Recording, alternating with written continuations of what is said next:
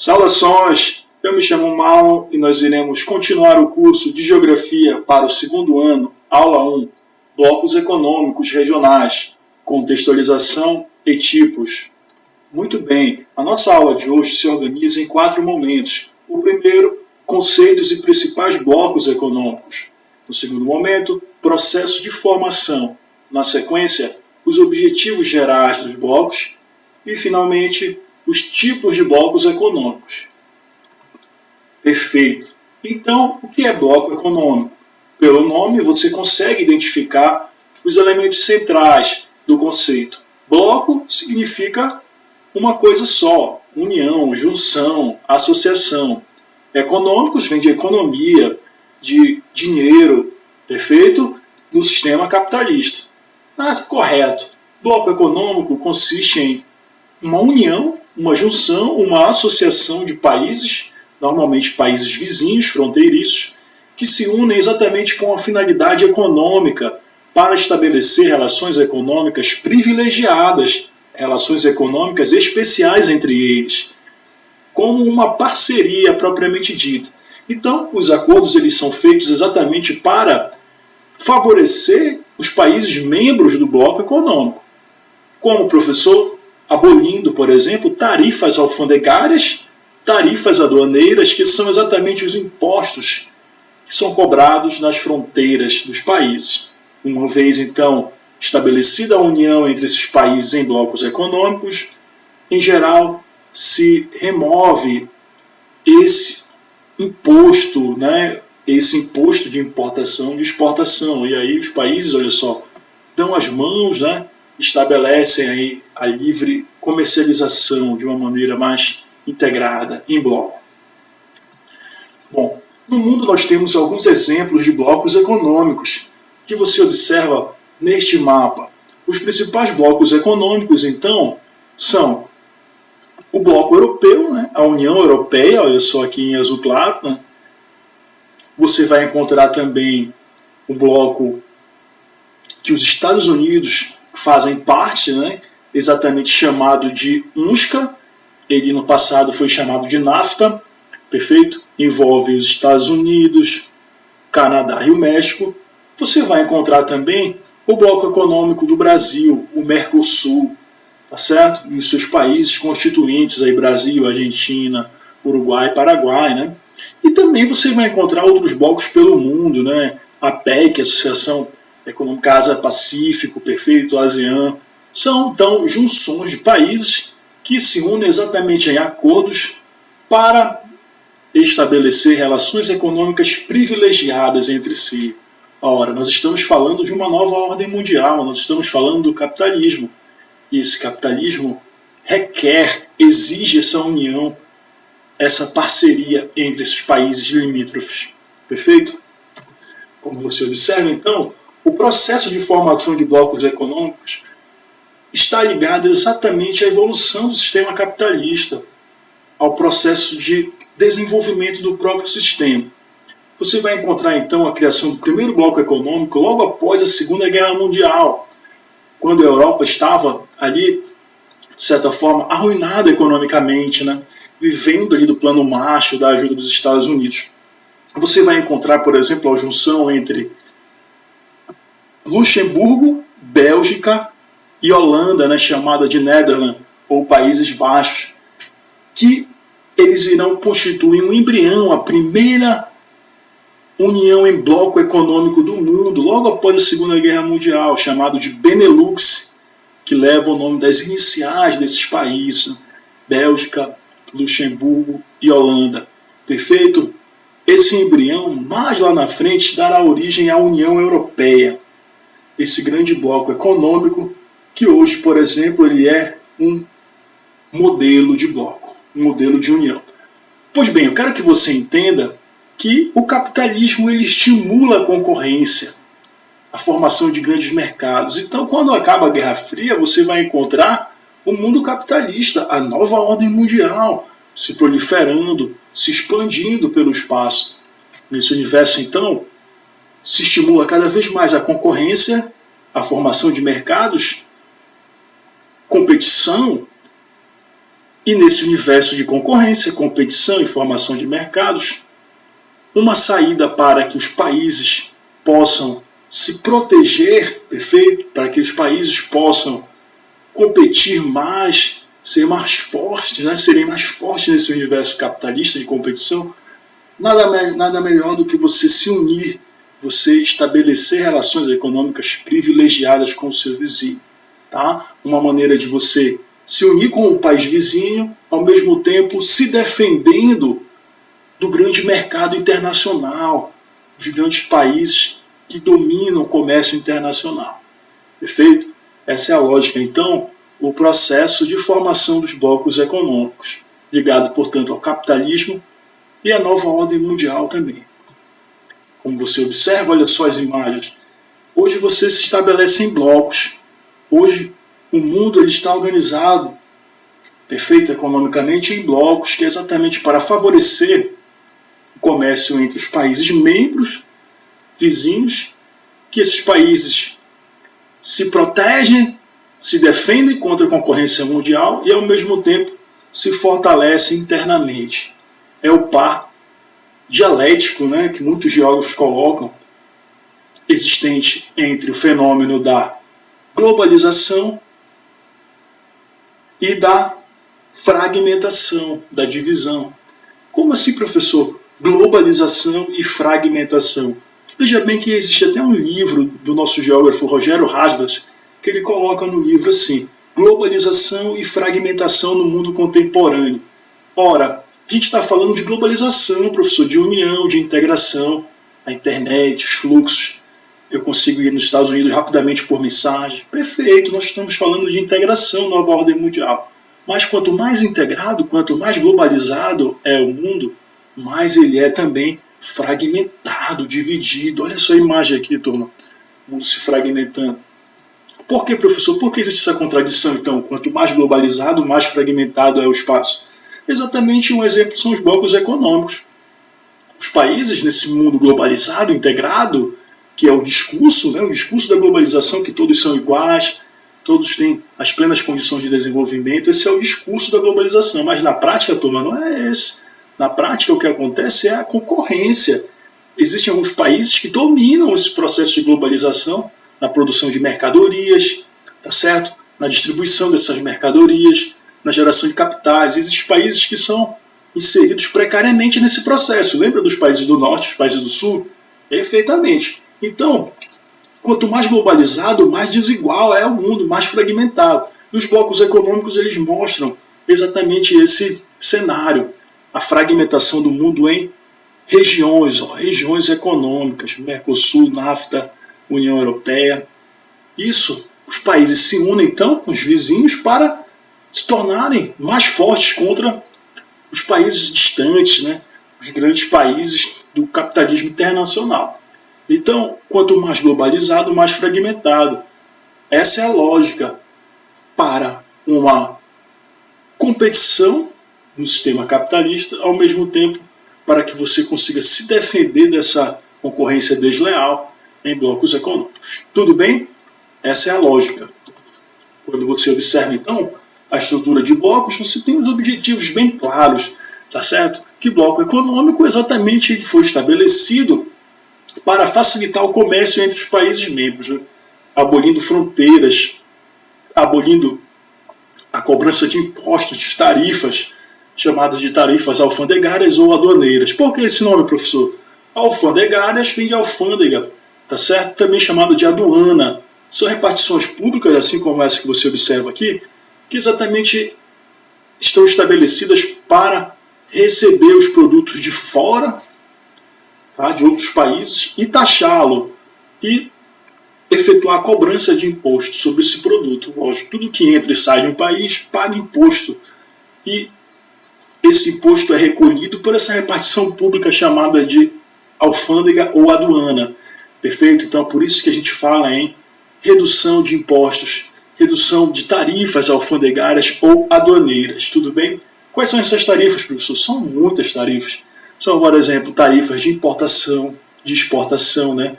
Tarifa sobre circulação de mercadorias e serviços, que é o ICMS, tá bom? Contribuição para o financiamento da Seguridade Social com fins, uma série de impostos que são cobrados exatamente sobre essas mercadorias. Por que existe imposto, professor?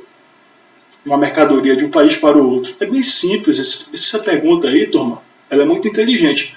O imposto ele existe exatamente para proteger o país, para que o governo ele consiga arrecadar recursos, tá, da produção de mercadorias que investir em setores fundamentais, aí, saúde e educação.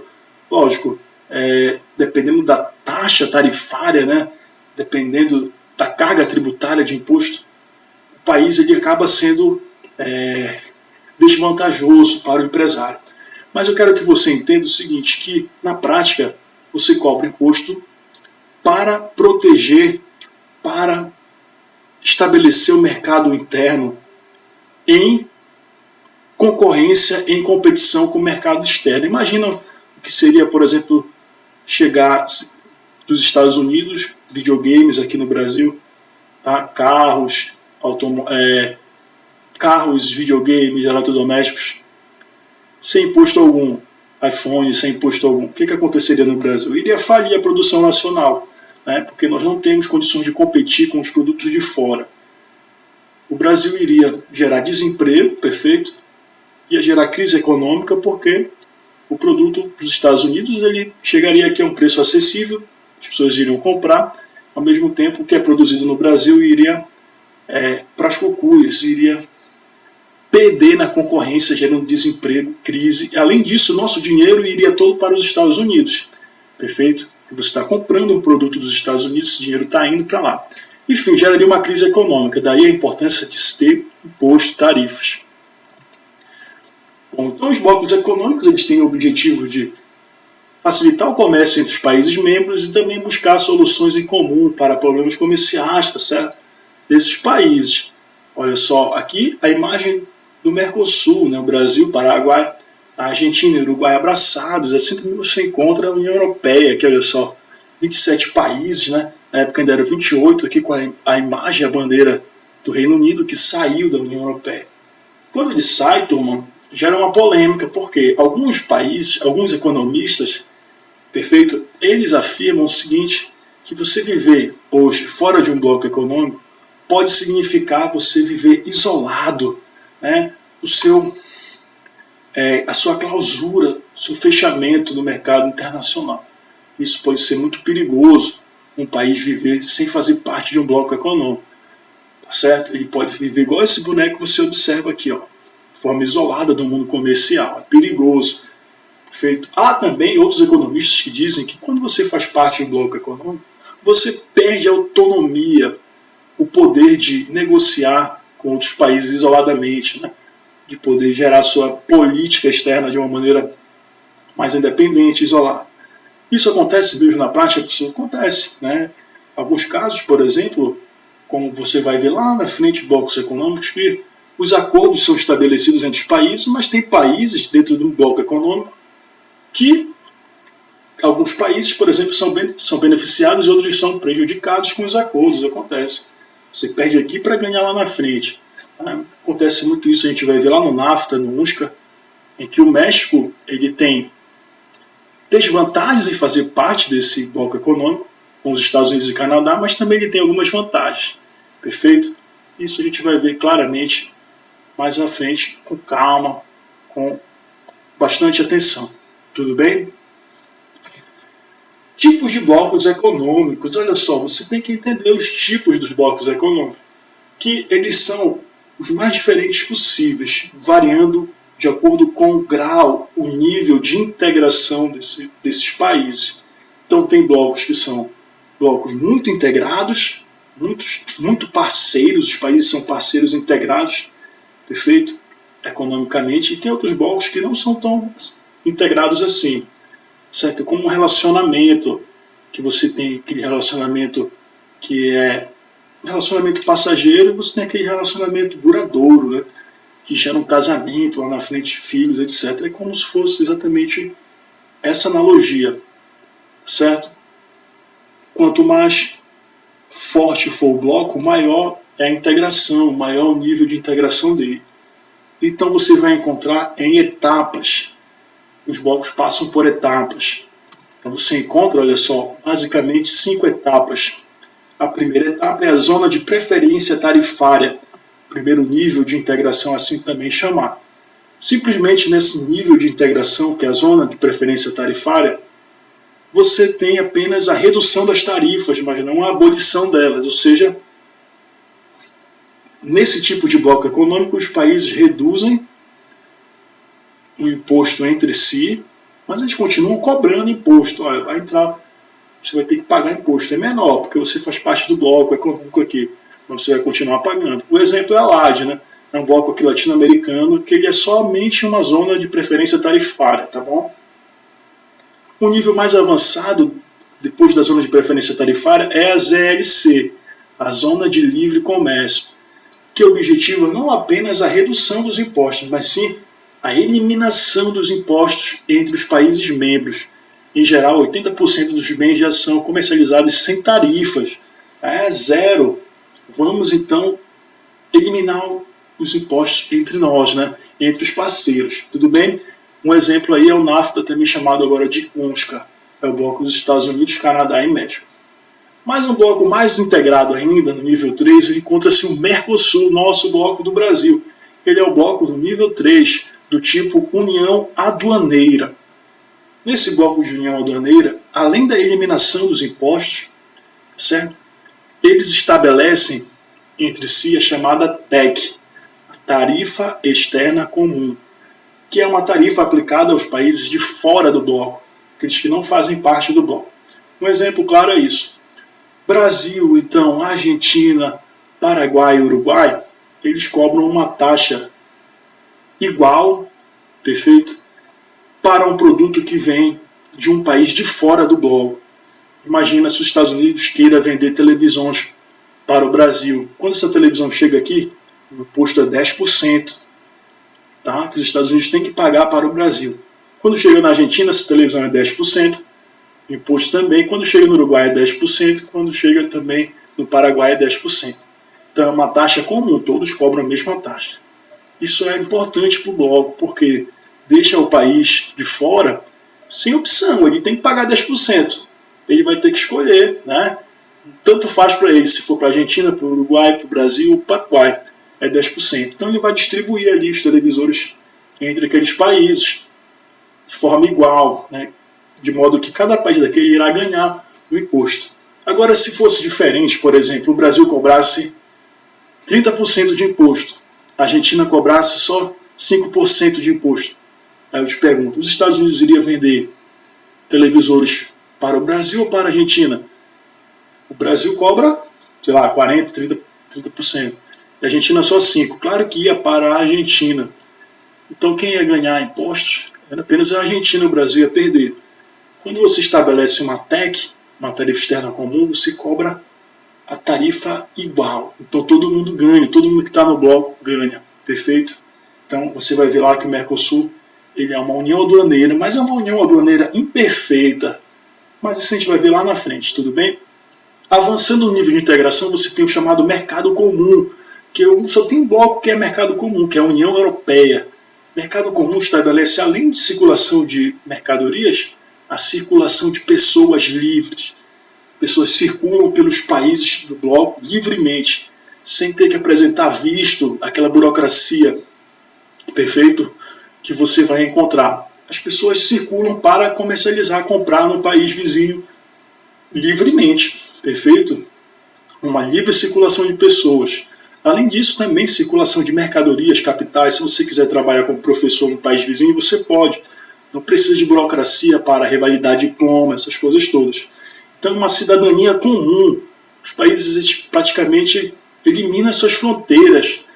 E o cidadão de um país é também o cidadão do outro país, de certa maneira. Tá certo?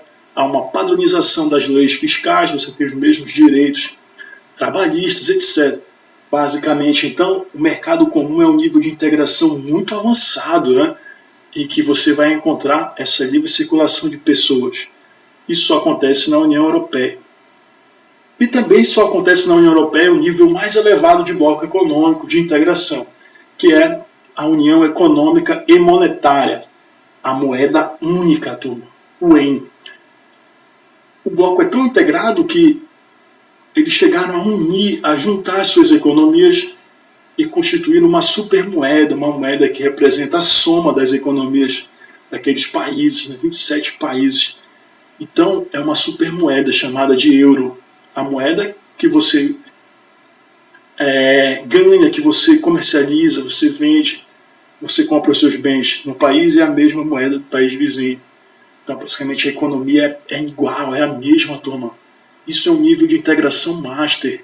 Né? Seria, por exemplo, no relacionamento, não um fica, não um breve fica aqui, como é na zona de preferência tarifária, seria um casamento mesmo, bodas de ouro, bodas aí de diamante, né? Muitos anos de casamento para se chegar a esse nível de integração. Beleza? Então, esses são os tipos de blocos que você precisa entender, basicamente. A nossa aula fica por aqui. Não esqueça de fazer os exercícios no SIGA, porque na próxima aula falaremos sobre a União Europeia, esse bloco econômico que é um modelo. Um grande abraço e até a próxima.